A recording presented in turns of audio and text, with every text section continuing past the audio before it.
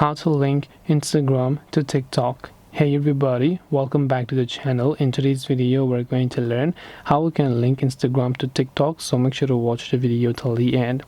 If you want to link Instagram to your TikTok, it's very simple to do so. Just go ahead and launch the TikTok application and you will see this type of interface over here. Then after this, what you have to do is just simply tap on the profile icon from the bottom right and come to your profile page.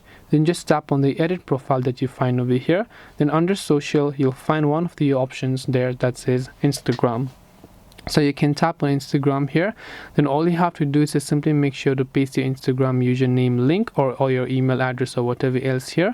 And after you've done that and then you log in with your Instagram account, your Instagram will get successfully linked, and next time it will also show up on top of your TikTok profile. And this way you'll be able to go ahead and then link Instagram to TikTok. Hope this video was very helpful. If you have got any questions, then feel free to leave them down below. Thank you for watching till the very end of this tutorial, and see you soon in the next video.